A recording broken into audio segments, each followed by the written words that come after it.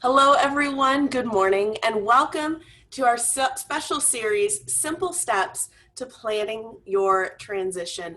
And today we have a wonderful set of panelists who are going to be talking about the importance of community development and involvement in your transition planning process.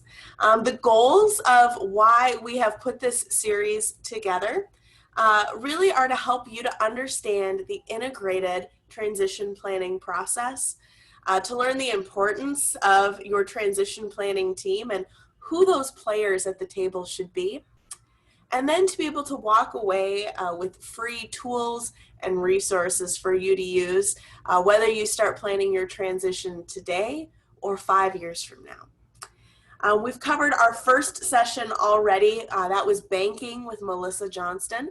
And we will include a link along with this video to last week's recording if you would like to listen in to that. But again, really short and sweet, our purpose is to help you to understand the players that should be around your table. You know, when we think about transitioning out of our business, whether that's selling, whether that's transferring it to another buyer, or maybe even someone within the company, it can feel overwhelming.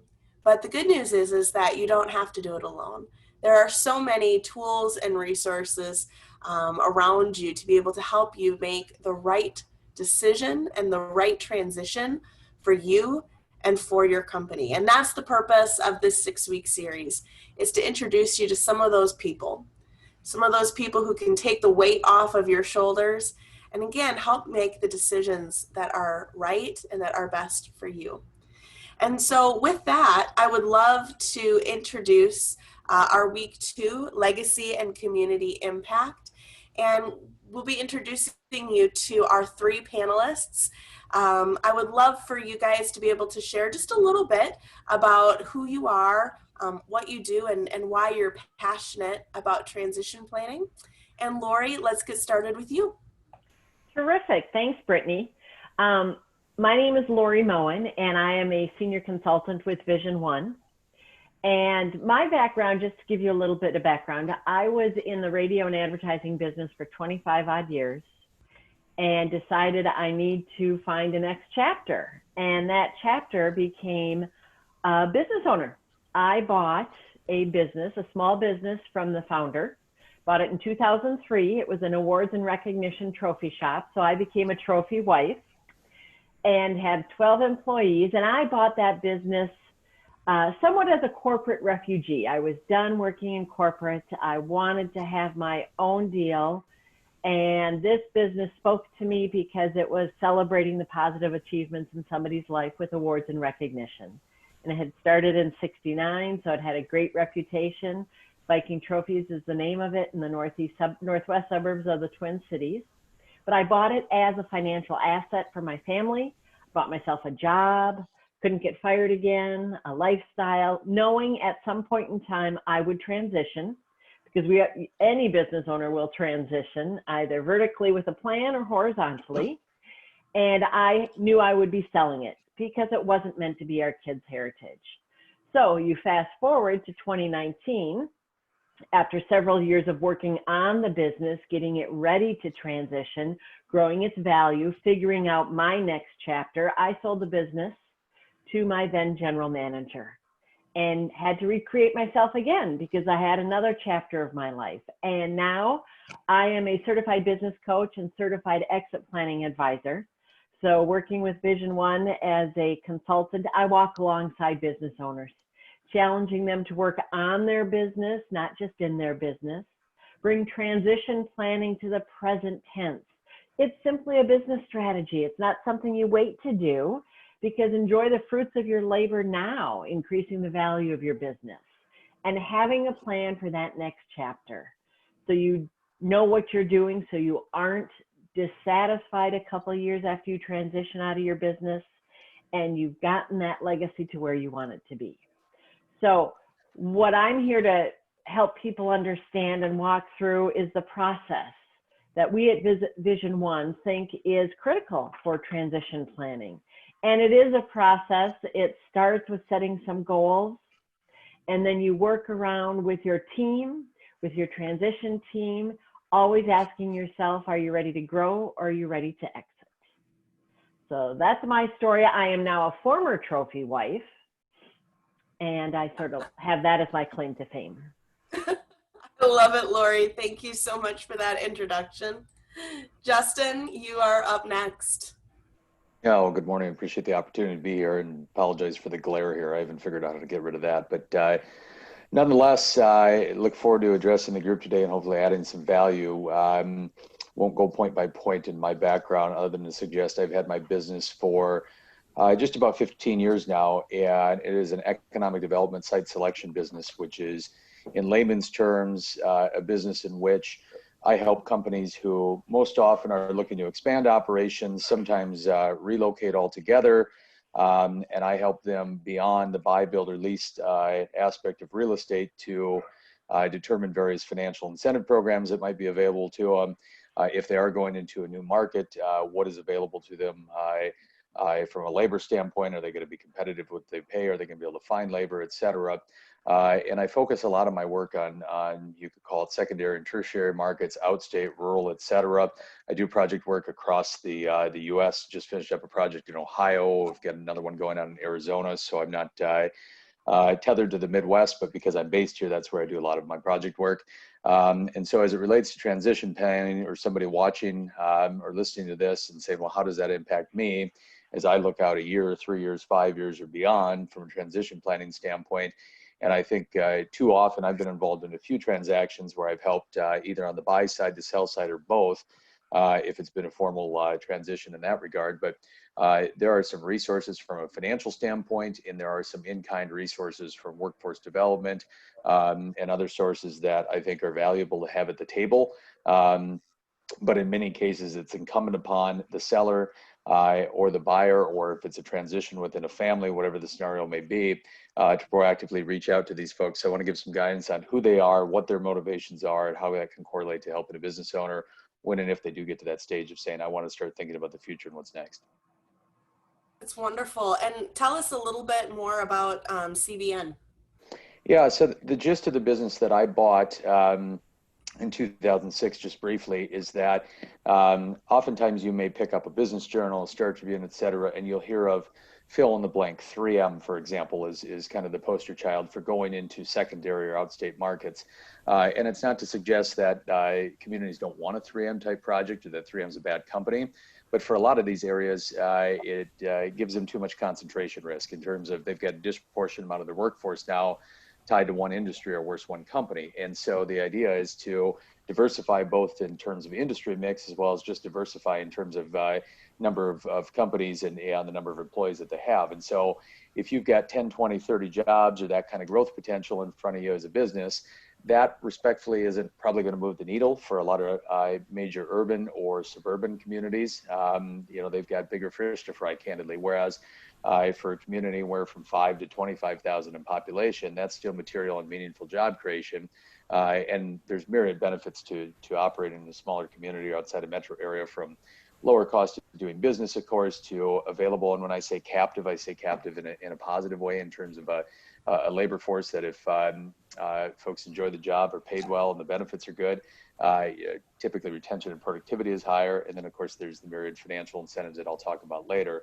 The problem is most small to mid-sized businesses have never done this before, whether it is ongoing labor challenges, increases in cost of doing business, being landlocked and needing to expand one's facility, wanting to add another location, fill in the blank what the scenario may be. Most companies aren't going to wake up on a Thursday morning and say, gosh, I wonder what's going on in Albert Lee, or, I've always heard good things about Toma. And I mean, it's unrealistic, right? And so you've got kind of this two ships passing in the night situation, where you've got these communities who will bend over backwards for the opportunity just to say, here's what we could do for you. Here's how you could be successful here.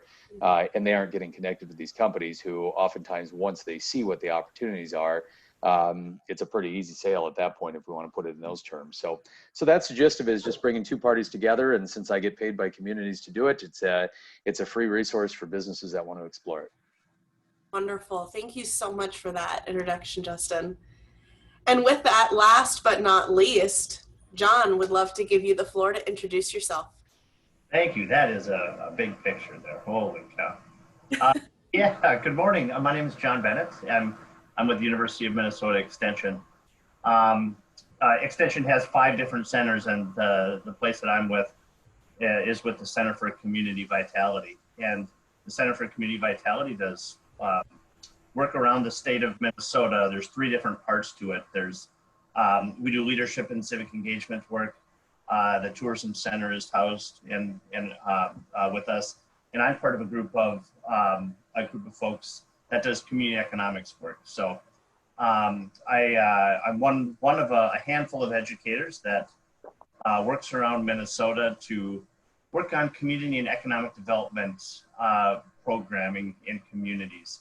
I live and work out of beautiful Duluth, Minnesota, but I also work in a good portion of the northern part of the state, northeast Minnesota, as well as east central Minnesota. Some of those counties along the I-35 corridor. And a big part of what I do or we do as part of our center is work in business retention and expansion. And sort of in the field, we call it BR&E for short. And business retention and expansion is it's a practice that's been around. It started to become popular in the 1990s. But basically what it is it's we help communities sort of improve the communication between the business community and everyone else in the community. So we work with chambers of commerce, economic development authorities, cities, chambers, and we try and help them have a little bit of a better understanding of what's going on in their town, what's going on in their county, how are business owners doing, what kind of support might business owners need, and what are the resources available to do that. So that's sort of how I got involved with business succession and transition planning.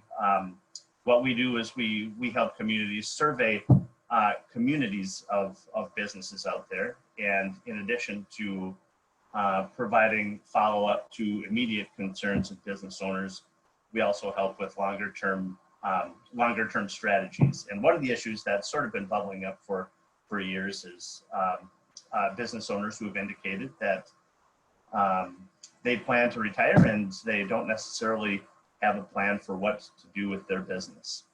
So I'm sure we'll get into some more details about, I'll talk a little bit more about later on about some more specifics about what we've been doing to address that. But that's sort of how I got into this. We do a whole bunch of different things, a lot of retail economics work, economic impact work, and in northern Minnesota, quite a bit of tourism development work as well. So thanks for having me this morning. And yeah, I'm looking forward to the conversation. Yes, thank you so much for that introduction. We are going to get started here with a couple of questions. However, if you are listening live and have a question that you would like answered by one of these panelists, we do have the option to either write a question in the chat, and I'll make sure that we're able to ask and answer it today. There's also a Q&A button that you can hit at the bottom of your screen. Either way, as we go through these questions, again, please feel free to ask your own questions if you're listening in live. So with that, this is, I suppose, a loaded question, being why we've gathered together today.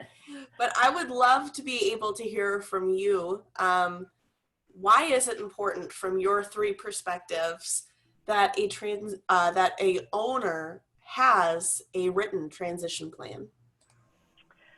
Well, I'll be happy to go first. And really, it's for a variety of reasons. And I mentioned it briefly when I introed myself. You, as a business owner, you will transition from your business. It's a guarantee, because you will either transition, like I mentioned, vertically, you'll have a plan and you'll direct your transition, or you will transition horizontally. But by having a plan, you can work it, you can develop it further.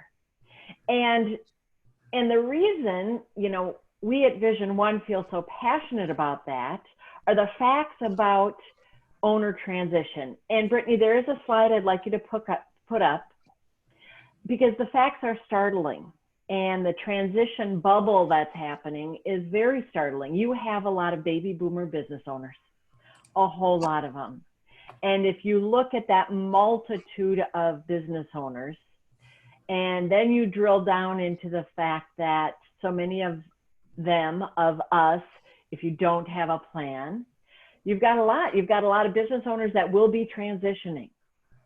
And unfortunately, when you have less than 24% with a plan, when you attempt to market your business over the next 5, 10, 15, 20 years, it's not ready. You may make it to market, but the opportunity for that transaction, whether it be a family transition, a third party transition, you know, all the different buyers that are out there, the opportunity for it to get across the finish line becomes slimmer and slimmer. And that's what we don't want to have happen. Plus, you put into that, you fold into the fact that while you're working on your business, getting it ready to transition, you will see its growth in value, you will see its growth in profitability, and guess what? You're still the owner of that business. So you have the opportunity to enjoy that growth. And it may reinvigorate you, and it may have you stop and say, wait, I'm not ready to transition yet. I'm having too much fun. I'm not burnt out. I'm directing my business. It's not just pulling me along. So that's why at VisionOne, the feeling is make your transition planning just part of your business strategy. It's not something out there in the way darn future. It's something you're just doing now. Every decision you make now in your business will affect it. So why not be always thinking, you know, is this the best thing and the best way for me to be using my resources to grow the value of my business? Mm-hmm. So that's my 2 cents on why. And having been an owner, recently exited owner, you know, I had to learn that, and then I had to practice it because I too had my head down working in the business and wasn't popping up out of the weeds very often to see what was going on. Mm-hmm. From that community development perspective, John and Justin, what is the biggest value that you see in business owners having that transition plan? John, go ahead. Well, sure. Yeah, I'll jump in. You know, from a community perspective, I think that it's really important for business owners to have this transition plan, or a business plan in general, because we know that you know, the research shows that if you don't have a business plan, you're less likely you're going to have a really difficult time selling your business. And we also know from some data and statistics that are out there is that most businesses don't have, you know, not just a transition plan, but maybe not even a business plan. And some of the research that we've done was in rural areas. And if you don't have those things in order, it's less likely to transition. And if it doesn't transition, and a business owner just ends up shutting the door, that's one less business in a community. That's a big deal that's a big deal in many communities around Minnesota, particularly rural communities where businesses aren't just there to generate wealth and provide jobs. They're also there because they're an asset or they're an amenity within the community. So from a community standpoint, it's important that we keep these businesses that we have open. And as a community, we can't do that unless, you know, you as the business owner make that happen for yourself. So there's sort of a twofold, you know, purpose there. You know, of course, you want to do it for yourself and to make more money and make sure that your legacy continues. But from a community perspective, it's important as well. And we know that business owners are very invested in their community. In rural Minnesota, that's, you know, particularly, you know, it's important for business owners to remain active in their community. That's just part of the nature of the job. So And it's interesting, John. We had the pleasure at VisionOne to do a 10-week program with through the University of Minnesota Extension Studies and with community development folks in southeastern Minnesota to be able to provide some context, some instruction, some knowledge around transition planning, working with the economic development folks. And you're so right. I mean, it's so sad when you are in greater Minnesota and Main Street has a lot of empty spaces on it, you know, because it can be so vibrant and it's such a key part of a community. And that business owner put their blood, sweat, and tears in starting that business, and for that community to be able to provide resources to keep that legacy going is so important. And plus that can help that founding business owner be happy with their transition as well. Right. Well, and so one of the things I want to get at is, and I'm sure you guys have seen this and you maybe even have stories around it. When should a business owner begin their transition planning process? Because I think it's very easy when you're working in your business, and especially if you're in Main Street and you're getting things done, to think, well, I'm not going to retire for another 10 years or 15 years. Or, you know, I know I've heard certainly in more rural areas when we've had conversations, the comment of, I'm going to work till I'm in the ground. That's how it's going to be. Yeah. Right. So why is it important for business owners to have that transition plan, and when should they start putting that into play? Well, I would recommend, and I believe, and granted, I didn't always practice this as a business owner, but I sure preach it now. Start at the beginning, you know, start from day one, start planning with the end in mind, not end meaning, you know, you've passed away, but that, you know, start planning what your life looks like. So you're conducting it. So you are driving the bus. And then it doesn't become this separate thing that you pull off the shelf. Oh, I'm going to work on my transition plan today. It's just part of how you go about your business, because there are things that can happen to you. You know, we call them the 5 Ds.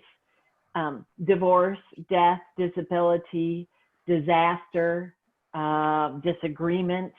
They can happen to you and be a catalyst to cause a transition, or they can happen within your organization with your team.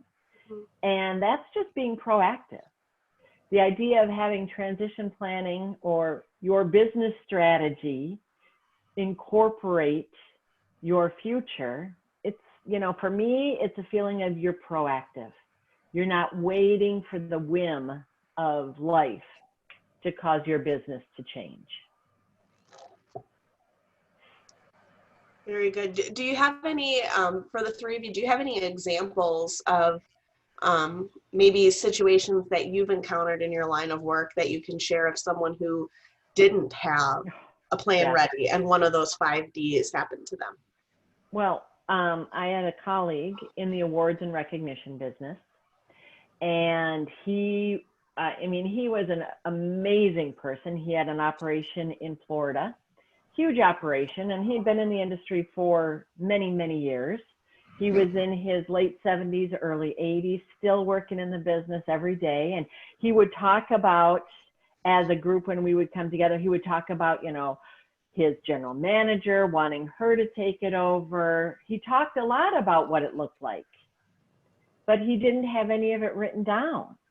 His wife passed away a few years later. Just recently, he passed away, and there wasn't anything written down.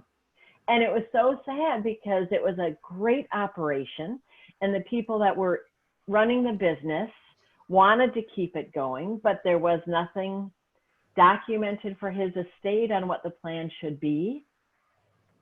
The business ended up changing hands. It ended up being sold, not to the person, not to the general manager. They were able to keep it going, but the tragedy was he passed away and there was nothing. There was nothing documented. And it meant a lot in the community. Thankfully, it's still in the community, but it could have happened differently. The outcome could have been different because there wasn't anything in place. And Justin, I'm sure you see that in the communities, and John, you as well, where things just get shuttered. They close down. Yeah, absolutely. We, through our business retention and expansion program, we find out, or we help communities discover oftentimes that, when we go out and visit with businesses, there's a business owner that they might say, yes, we're thinking about, selling in a couple of years, or they're thinking, could be they're thinking about relocating, or things aren't going so well. And sometimes those business closures are a big surprise. So, for example, if you've got a business in the just west of the downtown area, there's several businesses that that offer workshops and dance studios out there. And one of these dance studios ends up closing shop because they decide they want to try something else, or God forbid, there might be some type of medical issue that makes people not able to do their job anymore. That's a business that's going to be shutting their door, and it's also going to be causing a lot less traffic. That's going to be for people that are coming into the community every day. And so it's not just the loss of that business, but you're losing out on the customers that business has, and that's affecting everyone else in the community. So just kind of another perspective. You don't want those surprises. So that's why we sort of preach like, hey, open the communication here and talk to business owners about what's going on. And that's why I think it's great with what Justin with Community Venture Network offers, is sort of a matchmaking service. Is when you describe it, Justin, that's what comes to my mind. And for the pieces to come together, because using the dance shop idea, there could be a dance shop 3 towns over that would like to expand its footprint, but doesn't know about this opportunity, doesn't know about the community's desire to attract someone to take over that business, or to keep those things happening in their business, because that trophy shop in that community relies on that dance studio also because of the awards they provide. So it's so interrelated. And when you look at the different resources that are available to you as an owner or as a seller, I mean, there's a way of bringing it together. And I think that's such a great segue, Lori, because we're talking about that interdependency, that as business owners, you're not an island. We know this up here, but to be able to really think and talk through it is so important, and such a huge part of economic development. And so, Justin, I would love for you to maybe just give us an introduction on what is economic development. Yeah, do you want to pull up that slide? Or if it's not convenient to do so, I can just go off the cuff, but maybe I can reference that if you've got it. I have it, yeah. Okay, and There you certainly, great. And certainly, John, from your perspective, I would encourage you to say, well, no, he's dead wrong, or validate what I say. But here's what I encounter, if not daily, certainly weekly, is talking to business owners, individuals in the business community, who I think most of us, assuming there's a lot of business owners and those who work with businesses on this call or listening later, most people have heard the phrase economic development. I don't think that that's an epiphany to anybody. But if I line up 10 people from the business community and say, give me a succinct definition of what economic development is, who these people are, what they do, it varies very, very widely. And typically there's a lot of gaps there. And in my opinion, lack of understanding, which is fine because a lot of people have never encountered this. Unfortunately, don't realize the resource that economic development can be. So first is in terms of who are some of these entities. Presumably not everybody on the phone is from Minnesota, but I'll put it in the context of Minnesota, for example. So usually you're going to have 3 or 4 main entities from an economic development standpoint involved. You're going to have local. That's going to be at a municipal level or at a county level. So think of, go Google City of Burnsville Economic Development or Faribault, Minnesota Economic Development. That's going to pull up a person either at the community or county level or an entity. for those that maybe have had a little bit of experience in this, some of the regional entities would be like a Region 5 or Region 9 or councils of government, or maybe more common to people would be things like the Initiative Foundation. And then you're going to have your state agencies. In Minnesota's case, it's Department of Employment and Economic Development. In Wisconsin, it's WDC, Wisconsin Economic Development Corporation, Iowa Economic Development Authority, IEDA. Many people are probably hearing the ads on the radio right now from the governor's office for economic development from South Dakota. You get the point. So those are the main players, as well as then utilities. So if it is a co-op, member of Great River Energy, or somebody associated with Alliant, or divisions even within Excel, you've got a few different players from an economic development standpoint. Now, in terms of what are the goals of these folks, what is, at the end of the day, distill it down to its simplest form?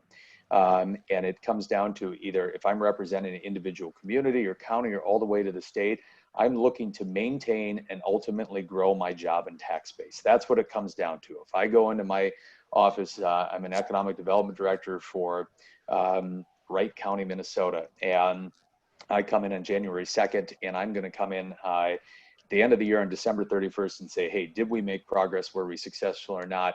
At the basic level, I'm going to look at the barometer being, did we maintain or ideally grow that job or tax base? There's a lot of other things that go along with that. Okay, did we grow our job base, but did we grow our overall median county wage rate? What are the quality of jobs? Did we diversify, et cetera? Now, to John's point, I think one of the misconceptions I run into a lot is that people, especially if you're driving outstate, you'll see the big industrial park. And if you don't see it, the way to know that you're driving by an industrial park is because you'll see an exit for Progress Drive or Opportunity Way or something like that. And I think a misconception a lot of folks have is that economic development is all about filling up the industrial park with a large manufacturing company, whether that's in Shakopee with a Shutterfly or an Amazon distribution center, or if that's in the far outreaches of the state. It's all about bringing in big industry, if you will. And I think that there was a time that was largely the focus, with the idea being, if you build it, they will come. So get the infrastructure in place, have these industrial parks, significant incentives. Companies will come in, they'll employ a lot of people, they'll have a job for the balance of their career. Everybody stays at one company for their career, they have a pension afterwards.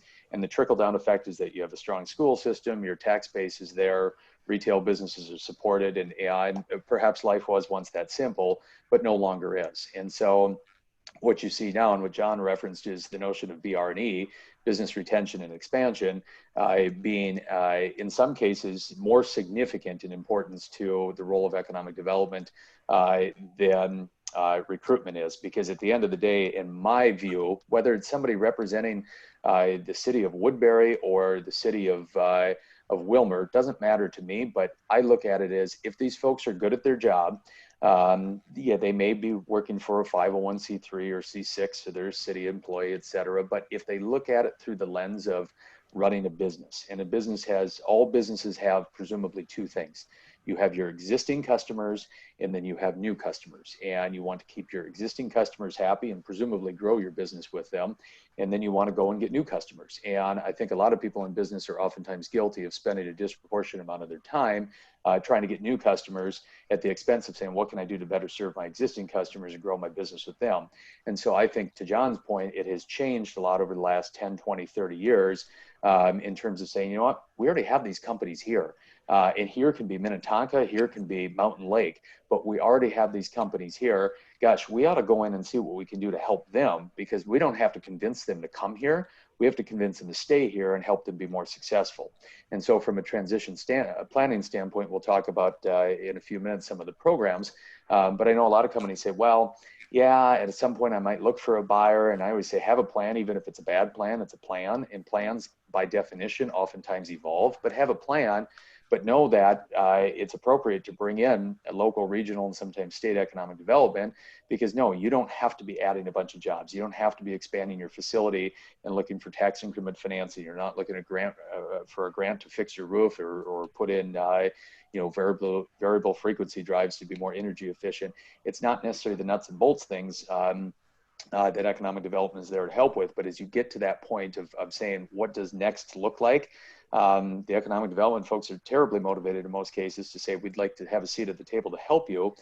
because it's in our best interest. We want to do whatever we can to maintain this business here and see if there's ways in which we can get, whether it's next of kin taking over the business in a transition within a family or a new buyer completely.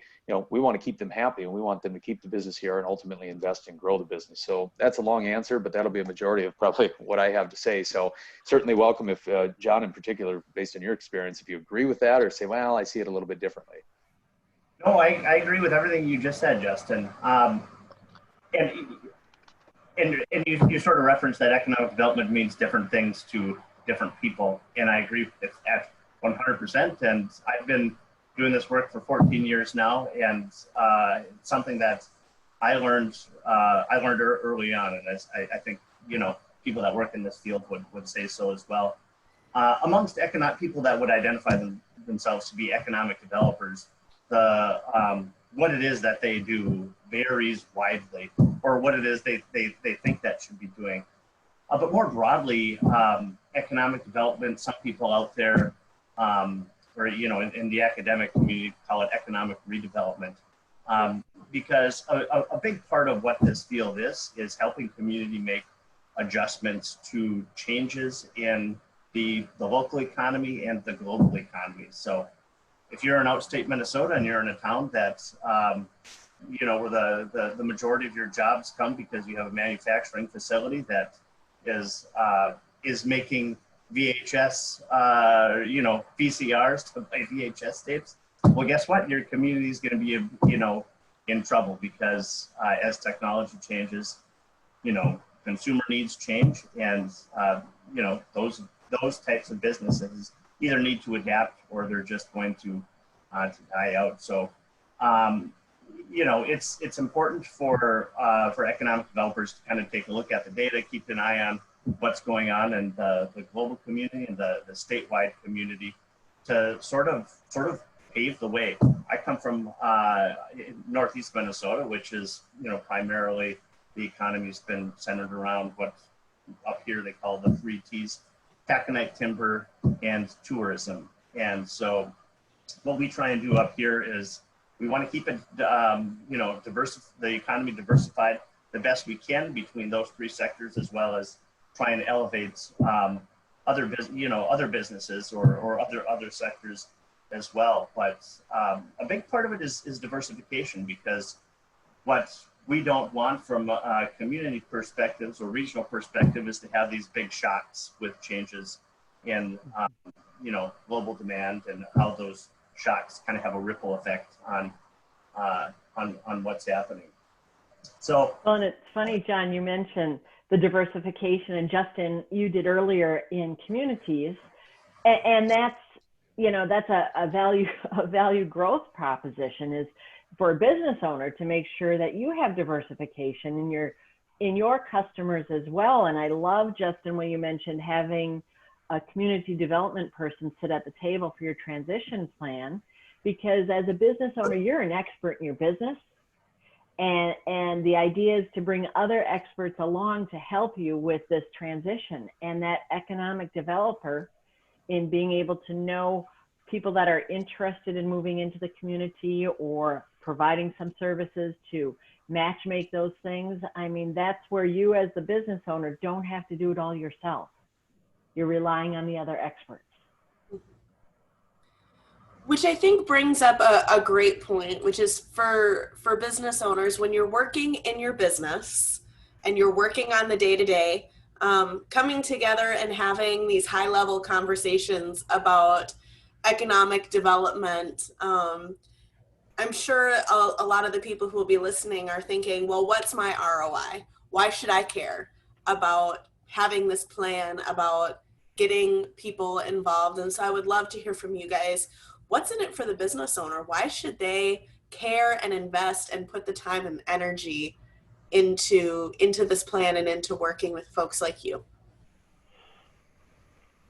Justin, Yeah, go ahead, John. If you want to start, go ahead. I went first last time. Sure. Well, I mean, one reason they might want to care about economic development is because when you think about the bigger picture of how the economy works and a business's contribution to the economy, their success is dependent on how other businesses are doing as well. Lori mentioned this a little bit earlier. When we talk about economic impact of a business, just for example, in Northeast Minnesota, a business, a metal manufacturing business, which is something we've got a few of those up here in Northeast Minnesota and Northwest Wisconsin. A fabricated metal manufacturer has typically has, up here has an average of 20 employees and supports $4 million of economic activity. But in addition to that, this business, also, a metal manufacturing business generates $1.5 million of labor income for other residents. So in economic impact, we've got the direct impact from the business. We also talk about the indirect impact that this business provides. So a metal manufacturing also pays money to other nearby businesses that they depend on to provide their service or product.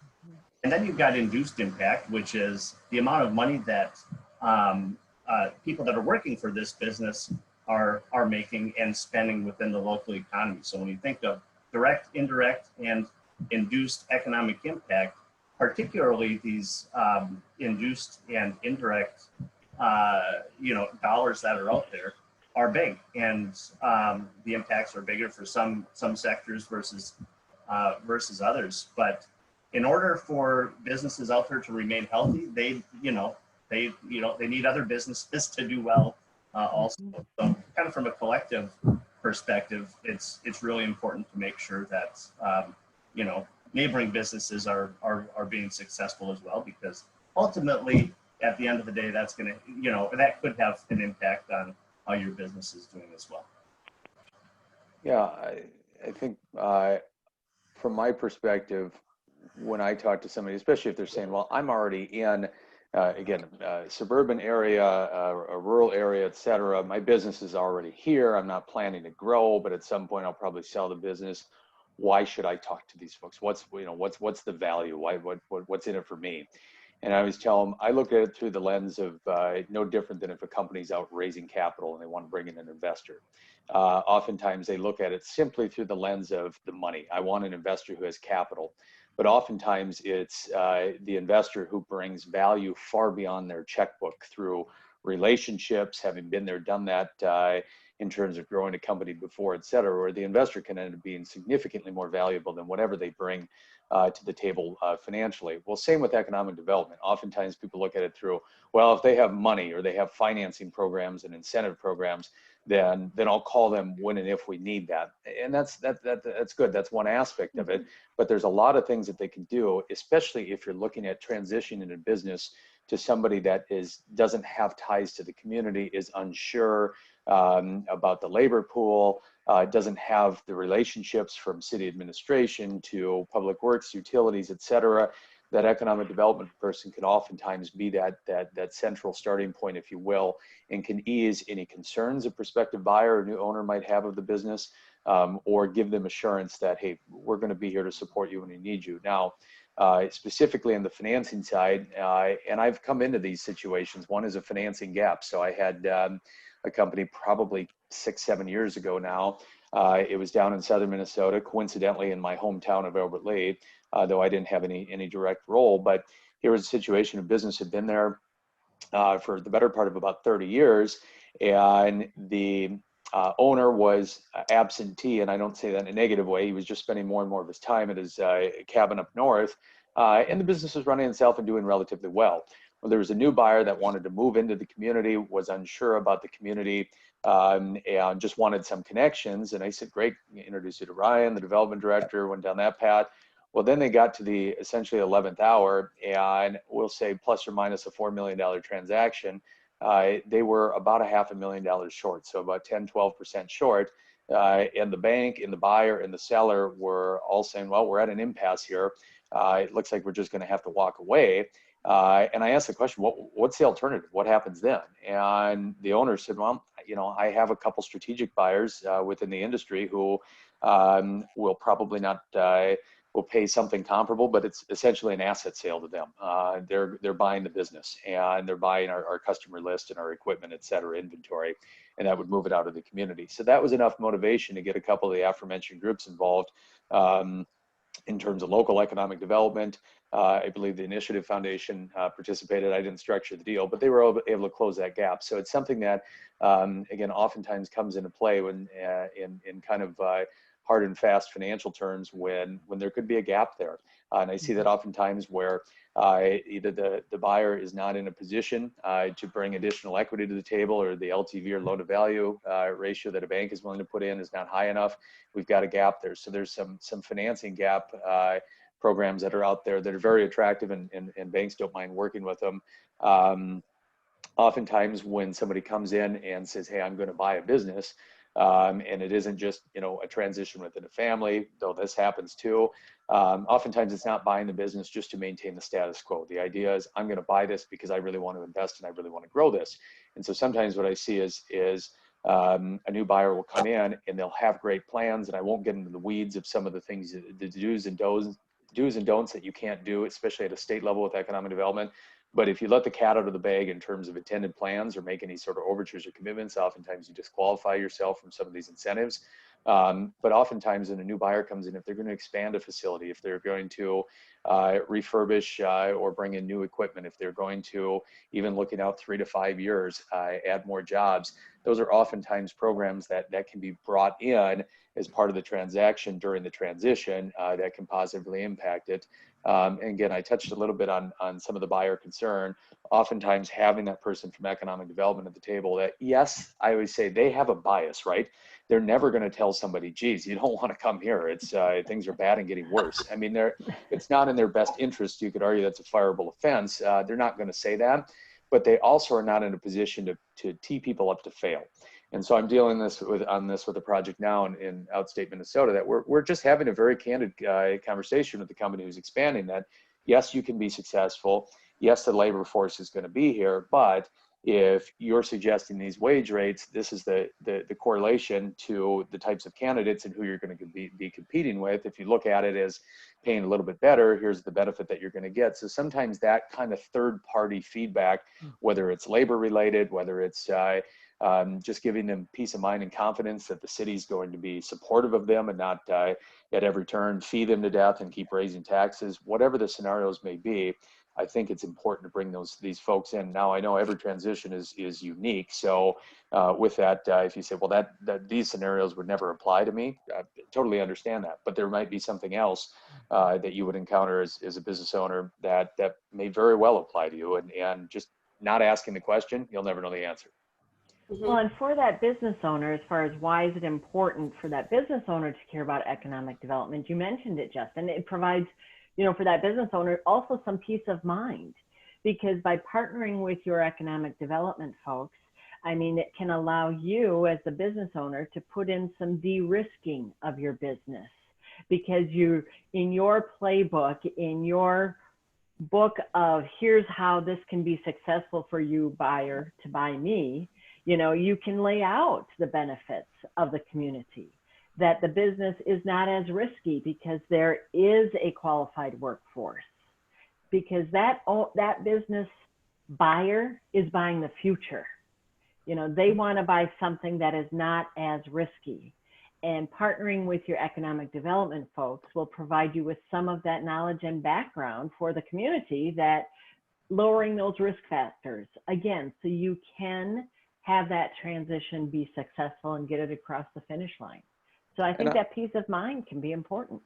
And I had that situation, not candidly on a transition, but it wouldn't make any difference because it would be similar if somebody was coming and buying a new business. But they were going into a largely, I'll call it fringe of a metropolitan area, but for all intents and purposes, part of a metro area. And back to the notion of having a plan, even if it's a 3 to 5 year plan and it can change, it's still at least a plan. You're being thoughtful of it. Mm-hmm. And that was one of their questions, is they said, we would like to, see whatever the community's overall strategic plan is and the direction they want to take the community. And then we'd like to talk to just randomly a couple of city council members and get their feelings on it, the direction they want to take the community. We'd like to talk to the school superintendent and a couple others, which you know, you don't want to come in bull in the china shop and make a list of demands. But if you're somebody expanding a business, or you're somebody saying, I'm going to purchase a business and keep it here and do my best to grow it, believe me, people will be very interested in talking to you and be supportive of that. And so what they want to do is say, what are the plans for the community? And I don't want to take this, of course, down a political path, but they said, is the community planning their overall, from infrastructure to taxation to schools, is that a plan that is supportive of business, or is that going to largely put pressure on business? And those are some of the questions that a strategic buyer, I think, is going to be interested in. And again, that's where economic development can provide those types of resources beyond just financing and incentive programs, other than a current owner saying, oh, of course they're supportive, they're going to love you. I mean, how far does that carry you? So again, it's just a good resource to always be talking to these people. Mm-hmm. Yeah, and if I can add on that, part of the reason why, as an economic developer, it's important to reach out and ask questions to your businesses, is because if you do have a potential buyer that's thinking about buying a business in a community or relocating a business within a community, in addition to what they're going to hear from the economic developer or the seller of the business, you can surely bet that they're probably going to talk to other business owners in town, and they're going to say, okay, I've heard from the economic developer, I've heard from the business owner, and I've gotten their pitch, and it's all rosy. Tell me what's really going on in town here. And so, from an economic development perspective or a city or county perspective, you want to make sure that that narrative of how supportive the community is of business owners is positive. And so, increasing communication and making sure that economic developers do have open dialogue and a way to kind of check in with business owners are important, because when we go out with business owners, one of the most important things that we find that they mention to us is that how much they appreciate someone actually coming out and asking them how they're doing and what their concerns are. And they'll say, nobody's ever done that before, and we really appreciate it. And it's a good opportunity to learn. So anyway, that community narrative about how supportive the community overall is of existing businesses is important for your business when you want to sell it, because that narrative might have a big impact. Mm-hmm. Mm-hmm. And Lori, I'm almost curious. I know I've heard this story from you before. There are some really frightening statistics out there, even just about owners, that it's somewhere like 75% of business owners regret their exit. And I know when you were buying your business and the previous owner was selling, you even encountered that. Absolutely. Because oftentimes a business owner is not thinking of that next step. And when I was buying the company, Viking Trophies, from the original founder, who was selling it because he was tired of running a business and his kids weren't interested, we're sitting at the table. I'm signing on the line that is dotted with all of the SBA financing. And as we closed on that business, that's when that owner became a little bit verklempt and was saying, oh, I hadn't expected to be emotional about this. Well, as a business owner, that's your baby, and you think it's beautiful, first of all, and you're expecting that buyer to think it's as gorgeous as you think it is, and it may not be. But the statistics are frightening, because so many owners do regret their exit. And when you look at, and there's a slide that, on a pie chart, it's even, for me to say it's 75%, 80%, but when you see it graphically, it's like, oh my goodness. But 2 years after transitioning out of their business, oftentimes the majority of previous business owners are unhappy and they're regretting it. They may not have gotten the net proceeds that they wanted out of that transaction, or they regret it because they didn't have a plan. They didn't have an idea of what would life look like after that business. And if they have been a pillar of their community and had this vision of a legacy for the community as well as, their family or themselves, and they've not had that plan, they've not thought it through, they can regret that. And that's where you can see the devastating effects on a community as well. if an owner is not using the resources available to them to really think through their exit and what it looks like. Because as a business owner, our baby is beautiful and we think it's worth this much. That person coming in is seeing it as risky and they think it's worth this much. There's a gap there. And if you can work with partners at the table to shorten that gap, you'll be happier as a transitioning business owner. And it's not about what you sell it for, the big number. It's about what happens after you pay all your bills. You know, your tax bill, your vendors, the vacation payout of your employees. You know, it's what happens at the end. So yeah, and even myself, after selling the business, I'm still engaged with the current business owner on as a consultant. But there are times where I'll hear stories, oh, they should be calling on these people. Oh, this would be a great prospect for them, because it's just part of your DNA as a business owner. You know, you've been entrenched in that business and you don't want to regret it. You don't want to look back and go, I wish I hadn't, because that's just not a great way to move forward with your plan. So with that, I would love for us to be able to have a conversation really about what is it that you do, brass tacks, that really helps business owners, that for those listening today and later on in the recording can walk away and say, this is how these experts help and this is why I need to engage them or someone like them. John, I'm going to let you start. Okay, well, the audience for the service that I provide is not necessarily business owners themselves, but communities of business owners. I don't do a lot of one-on-one work with businesses, aside from doing some doing some feasibility analysis work every now and then. But communities work with us because we want them to try and understand their community, their local economy a little better than they might otherwise understand. So we do that by providing data, both secondary data, or we can help come up with primary data as well.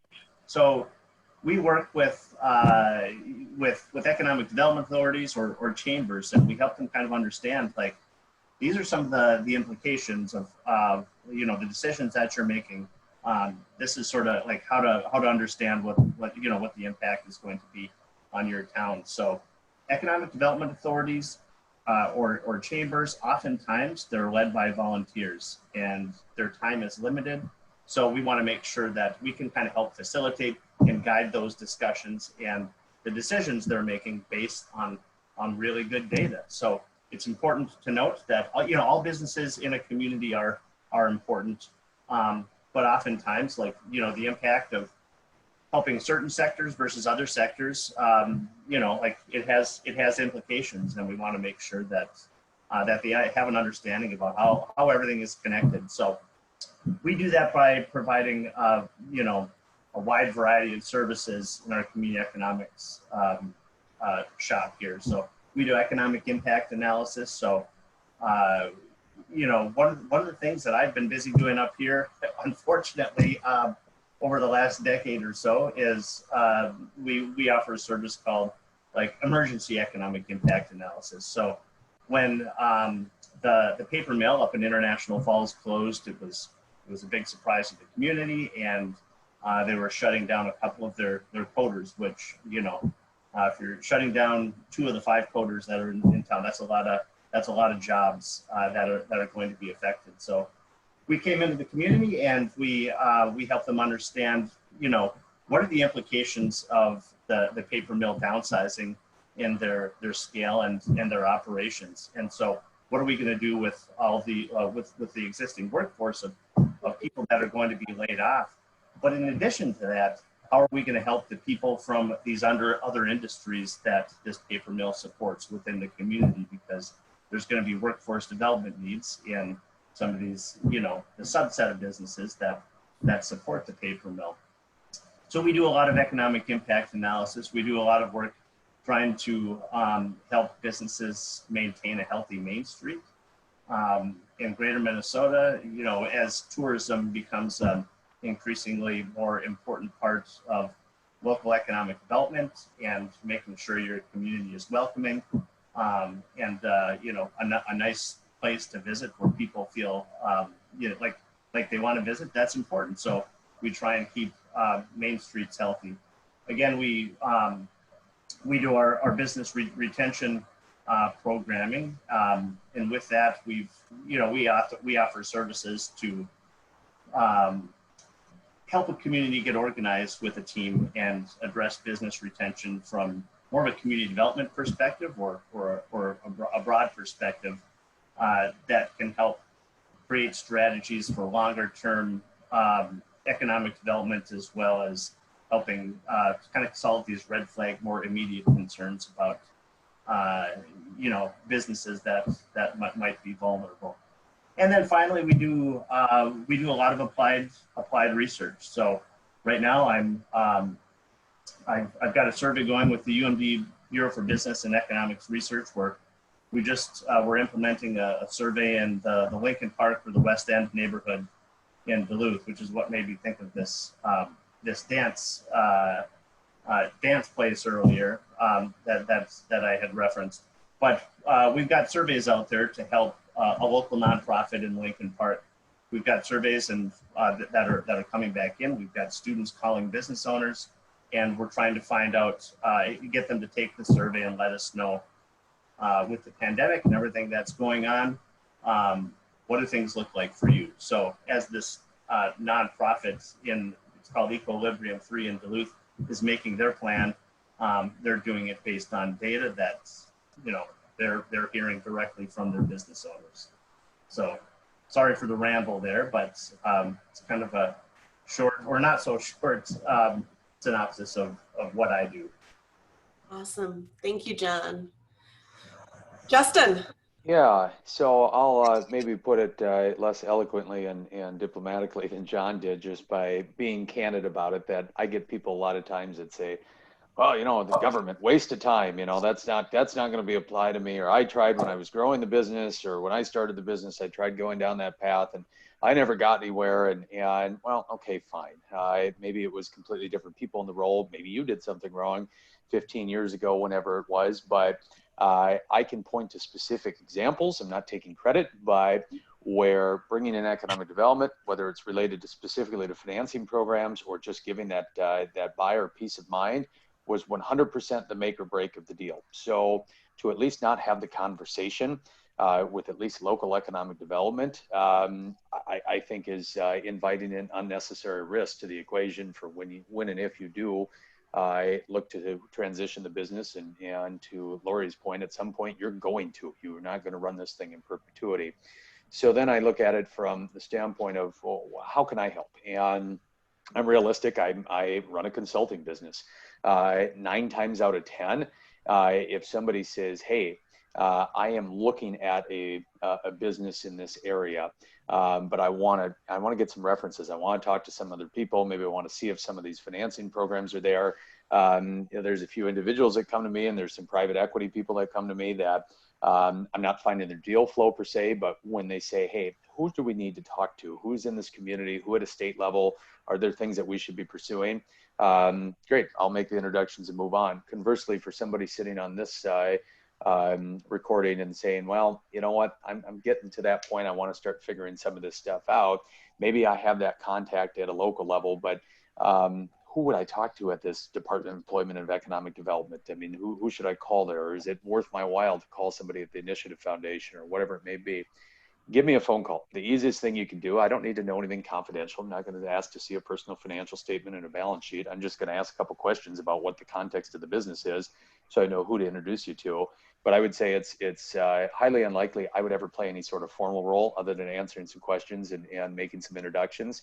Now, if somebody comes back and says, hey, I'm talking to a prospective buyer here, and I am the owner and want to sell this business, and geez, we think that there might be some value in pursuing the Minnesota Investment Fund program through deed for reasons I won't get into. Well, that's a process, and I don't say that to say it's a bunch of bureaucracy or anything. It's just a process. You have to get the city's buy-in. You have to get a formal resolution passed by council before you take it to the state for formal approval. Respectfully, I don't do that for free. That is not joyful work that I just do on the side because I'm a good guy. The odds of it getting to that stage may be very unlikely. So what I want to underscore to people is, you know what? Having a 15-minute conversation with local, regional, or state economic development, just so they're aware of who you are, what you're thinking about, what your plans are. And these guys are all bound by confidentiality. So it's not one of these, they're going to go loose lip talking to city council members and whatnot. It all stays under wraps. But calling me to say, who should I talk to? And in turn, making that phone call and just starting a dialogue. I don't want to be dramatic, but honest to gosh, could be that make or break when you go to transition your business, to find that right buyer, get them comfortable, close the transaction, get you the best price. So to suggest it's a waste of time, I think is missing the boat. Awesome. Awesome. Lori, how about for you? You're muted. I was muted. Imagine that. For us at VisionOne, I mean, we are a resource. We educate, we consult, we walk alongside. You know, we want a transition to be successful because it's really, it's a process. It's a business process. It's a business strategy. And it involves exit strategy, succession planning, and value growth. And so what we do is to walk alongside a business owner to accomplish those things, whether it be through consulting, whether it be through coaching, whether it be through workforce development, high performance leadership, you know, all value growth work, all of those things to be able to get you to planning your transition and seeing it happen. And we do that through a model of assessing your business, aligning it, adapting it, you know, bringing it all together so it's working. You've got to have everything in alignment so it can be successful as you apply the things you put into place. And we lead with the fact that it's an integrated plan, you know, so oftentimes it's left to the end because of the word transition or exit, when really it's about strategic planning and repeating the process. And that's why we're doing what we're doing here with educating and illuminating the different chairs, the different people on your team. Because again, you're an expert running your business. You may not be an expert in planning your transition because there's a lot of moving parts and there's a lot of people that can help walk alongside you to make sure that you are adapting and aligning all of the different elements. So when you exit your business, you don't regret it. And so that's really what we do, is to make sure that at the end of the day, everything you've done with your life's work, that it's benefited you and you have a fulfilling life, and especially as you look at that next chapter. So oftentimes business owners forget about that next chapter. And what do you want? You know, that alarm clock rings and you're up and you're into the office. And what happens when that doesn't happen anymore? You know, what is your personal mission? How are you going to get yourself personally ready to exit? And so we want to be able to, at VisionOne, help you bring those people to the table so you can see your future vision come to life. You've explored all the different options. You've explored all the different options of the structure of the sale, of the transition. You've found that you do have a life outside of your business, and you've gotten your team involved. Your team, whether it be your community, your family, the employees, but that it's not just you alone driving the bus here. You're the conductor, and we want to walk alongside you, but you need to get yourself ready. And that's why one of the things I do want to offer to our business owners today is the opportunity to ask some questions and get sort of a report, a feed, you know, a scoring, if you will, an assessment on if you're personally ready to exit. We can get your business ready to exit, but what about you? Where's your mindset? What drives you? So I did put into the chat box the link for a business owner to simply click through, and this will be sent out along with the recording. So you can get that personal readiness to exit report and find out what drives you. And maybe where are you a little bit missing, you know, when you introduce yourself, or if you were to have a big celebration, would the only people be there from people from your work? Well, what's life look like when that work is not part of it? Mhm. Very good. Kind of in wrapping up here, would love to be able to talk a little bit about what businesses and communities can do now. And John, I'm glad you corrected me a little bit, because we do have not just business owners, but a lot of communities, chambers, and members that represent those communities as part of this call and have registered to receive this recording. So I've been saying business owners, but that's not the only audience that is tuning in today. And so I would love to hear from you about some practical steps that communities can take right now after listening to this call. Yeah, well, thank you. Yeah, so one of the first things that we can do in the community development world, you know, things don't happen by themselves. And oftentimes things don't happen in a community, you know, even when you have a paid staff. So it's important to, if you want to address business succession issues from a broader community perspective, you need to find a champion, or you need to kind of assemble a team that can work on it, because it's a big job. Economic developers have a really big job. You know, these local on the ground, boots on the ground folks that are, you know, trying to be everything to everyone.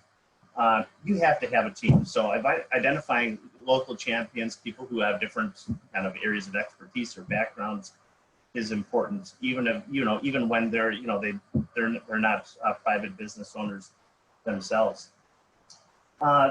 Another thing that they can do is assess the local situation, and that's something as simple as if you're an economic developer, creating a business list. That sounds simple and it sounds easy to do. And when I work with economic developers to try and create a business list of all the businesses that are in their community in order to reach out to them, it's incredibly difficult. The data that's out there, especially in cities or counties where you have many businesses, are not accurate. So it's important for something as simple as maintaining a database of your existing business owners, their contact information, because that way, you know, you have a way to get a hold of them, or to get data or feedback from them when you need to do that. Another thing that communities can do is they can identify all the transition resources that are out there. We think, you know, the people that are on this call, we think about this stuff all the time, but business owners don't necessarily do that. You know, as economic developers, we could do a better job of getting the word out about all the resources that we have and what we do. And it's honestly never going to be good enough, because things are always changing. So it's important, you know, for communities to realize that somebody has to do the work of sort of organizing all the resources and making sure that when a business does need something, you've got that network built, and who are the people in town to do that. So, and, you know, finally, another thing that they can do is just raise awareness about the topic in the community. Business succession from an individual, a seller perspective is something that they may think about, because it obviously affects their bottom line and their own financial health. But but the community doesn't necessarily think about that, and so you know, you can get a local group that can just raise awareness about the issue of business succession in communities, and you know, not to sound like, you know, doom and gloom here, but, you know, what are going to be the economic impacts if you don't do that? Because the impacts are going to be severe as baby boomers are retiring, and people are moving out of your community. Kids are moving away to go to school or college or start their careers. we want them to come back, and they don't realize that there's opportunities everywhere, within the state to buy businesses that are out there. So just kind of raising the issue in general as something that, short of showing that, demonstrating that the community cares about having a healthy business community, that's going to, those efforts are going to pay off in the long run just by, demonstrating that cities or communities really do want their business owners to be successful. So, I could talk about what they could do all day long, but I think we're limited by time here for this call. So I think I'll just stick with those points. Yeah, if I could add a couple, and my comments won't be as detailed or as sophisticated as John's, but certainly from a community perspective, and I've worked with communities all over the country, but certainly all over the Midwest, I wouldn't hesitate to give John a call. I'm sure you could probably fleece him for some free advice, if nothing else. But beyond that, I look at this as it's a two-way street. And what I mean by that is I was talking to a gentleman in Iowa a couple of months ago. And I said, kind of asked him, what are you doing on BRD side, or less formally, what are you doing to engage in local businesses? And he said, well, we do our annual survey. And I said, well, who's that ultimately benefit, you or the business? And he said, well, we file it away. And he said, most of them say they're doing fine and they don't need anything from us. And I said, well, to put it bluntly, and I can speak candidly with this guy, I said, every company needs something. The reason they're saying they're fine to you is because they don't see you as someone who brings them value. And if that's a really blunt and rude way to put it, the reality is you have not built the relationship and the rapport with them yet, such that they see you as I hate to use the trusted advisor because I know that gets thrown around a lot, but they haven't seen you as a resource yet. So you need to be proactive in your outreach to them and not just start showing up every Monday morning and asking to see a balance sheet, but call, ask to drop by, ask what's bugging them, et cetera. Start to build that relationship. On the other hand, I'm thinking, put in more of a metro context, company I was working with a few years ago that was in Lino Lakes. And they said, well, we've been here for 15 years and we've never heard from the economic development person and this, that, and the other. And I said, well, have you called them? Well, no. I said, well, okay, fine. We can sit here and point fingers and determine who should lead this discussion. But at the end of the day, if you are, and he was going through, had a buyer lined up and wanted to talk to the city to get some information. And I said, there's no pride in authorship here, however you want to look at it. Just go call them. So I encourage businesses too, not to sit there arms folded and upset because, well, geez, John, the development director, hasn't stopped by to see me. I've never met him. Well, give him a call, especially if you're outside a metro area. He's probably only a couple of miles away. And so it is a two-way street in that regard. But I think from the stuff that John mentioned is great, but the number of economic development directors that I've encountered who aren't going out and building that relationship with these companies really ought to be doing so. And I think it was John that you'd mentioned the point earlier. I think sometimes there's a reluctance. Well, geez, they're busy, or we know labor is a little bit tight in the community, or whatever. They got walloped with a tax assessment last year because we repaved the road out front. They're not going to like us. You know what, stopping by or giving them a call and saying, hey, we just want to hear what you're doing, what we can do better. If you need help, they're going to welcome that and I think, especially for those who are on the call, whether you're a business owner or you are a community and you are not in the core metro, 694, 494 loop, or even the 7-county metro, if that's some of you listening to this, I've had people tell it to me that, well, we're at a significant disadvantage when we go to transition or sell our business because, geez, we're in a rural area. And so the only options we have is to sell it to somebody who's going to swallow it up and take it out of here. And I can assure you a majority of buyers, if they understand the quality of the labor force, cost of doing business, that's the last thing they're ever going to do. They're going to see that as a strategic advantage. And same from standpoint of engaging economic development, whether economic development folks are going directly to the businesses or businesses are going to them, who cares? So as long as you guys are having that connection and you're connected with one another, I'll tell you for that time for transition, if it is an outside buyer to come in and say, well, geez, you have a working relationship with the city, and they're here to support you and help you. And I'm not taking an anti-metro message. It's just that if you are a business with 2 to say 75 employees and you've got a buyer looking at you, this is a huge advantage, I think, for outstate areas that you can say, look, we have all the relationships at the city. Our business and presumably yours, if you buy it, will be materially important to them. That's not an anti-Bloomington or Minneapolis or St. Paul message. It's just that's an advantage of being in a smaller community. So I think small towns need to quit looking at it, and businesses in small towns as, geez, let us apologize for where we're located and who we are. No, you accentuate that as a huge benefit. You know, one other. Go ahead. Sorry, I think I just wanted to add. When we did research back in 2016, when we this was starting to become a bit more popular, and we surveyed business owners who had successfully transitioned over a certain period of time from 2008 to 2012, and were still open in 2015. So those were the people that we wanted to talk to. We found that about 30% of the business owners that we talked to were new to the community, which meant they didn't live there before. So these are people that were probably, here's the graph right here.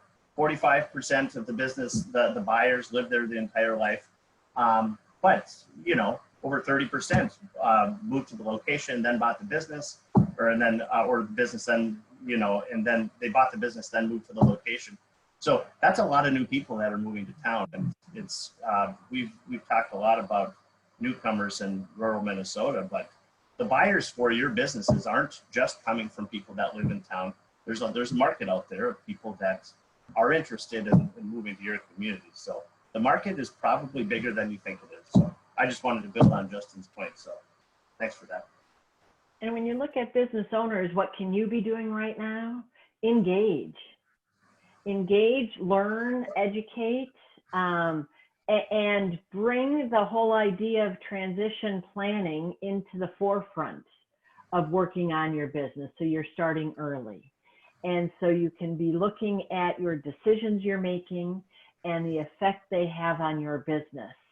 Because the more you can do that, you enjoy those benefits in the here and now. But again, you are understanding the process and you are directing the process. And it was interesting, Justin mentioned, the benefits of being in greater Minnesota and having those that kind of relationships. Some programs like this. Last week we had a commercial banker speaking, Melissa Johnson from Highland Bank. And one of the takeaways she mentioned, and in a metro it can be harder, is get to know your banker. They are an incredible resource for you as a business owner, not just for working on your transition plan, but on your business strategy. And having that person be walking alongside you. So that's what this is all about, is urging business owners to not think, oh, my exit plan, my transition plan is something I do later, but it's something that you do right now. Make it present tense and bring along the experts, get to know the experts, have the relationships with your banker, with your community folks, moving forward with your attorney, with your wealth manager, with your CPA, so they understand what you're wanting to accomplish and you can all work together.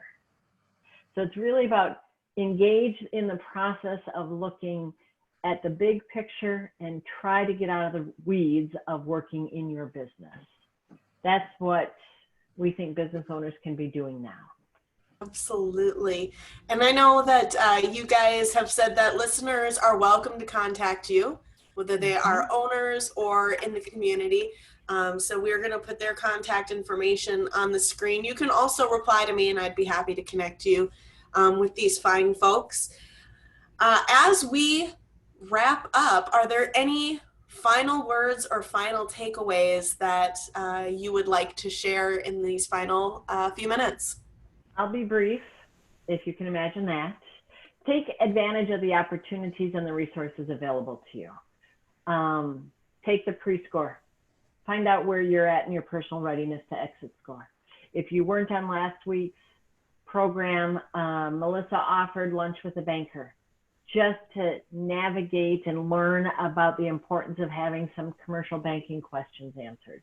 Put it in the chat box, reply to Brittany that, yeah, you'd like to take advantage of that and learn a little bit more. Take advantage of the resources available to you and in your communities.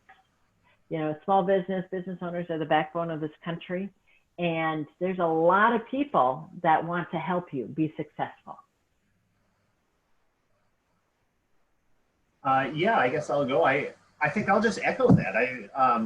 I think if there's one thing that I might recommend, if you don't do anything else, if you don't know your economic developer and your business owner, just give them a call. You know, kind of like what Justin was saying earlier. It's okay for you to call it as a business owner, and you know, just inquire about what the resources are in case you do need to. You do need to utilize them someday. Economic developers don't get into this line of work because they don't like talking on the phone. They love talking on the phone. And so they will meet with you and they'll be glad that you called. So I just wanted to echo what Lori had mentioned. Yeah, well, I'll say thanks for everybody for who's still listening and taking the time to do this. There's my picture. That's what I look like when I'm not covered in kind of a haze and gloss here. I just gave up on trying to figure that out. So apologize for the glare there, but no, if you have a question, say, hey, would it make sense for me to engage? Who would that person be locally, regionally, statewide, et cetera? I would always be happy to call or to talk about it and help if I can. Or if you have a what if scenario, hey, I'm three years away, I'm looking at this type of buyer. This is my business. What would be the economic or otherwise impact that economic development resources could bring to the table, or how do I build the story to a buyer or to an economic development group if it's a transition? Whatever the scenario is, call me. I'm always happy to talk about it. Call me whenever. You don't have to email me in advance. But if I can be a resource, I'm happy to do so. I'm very supportive of what VisionOne does. I think they're very ethical in their approach, and I think that they're right in focusing on the front end and the education and the preparedness aspect of things, as opposed to just the back end transactional end of things. So anything I can do to support their efforts, I'm all on board. Thank you. Thank you so much, and thank you to all of our panelists today for joining us. This session has been recorded and will be available on our Academy and on YouTube. So if you're not listening in today and you received this recording, all of the links that we're talking about in the chat box will be available in the description below if you're joining us after the fact. Thank you again so much for joining us, and we look forward to having more conversations with you in the future. Perfect. Thanks so much. Bye, everyone. Take care.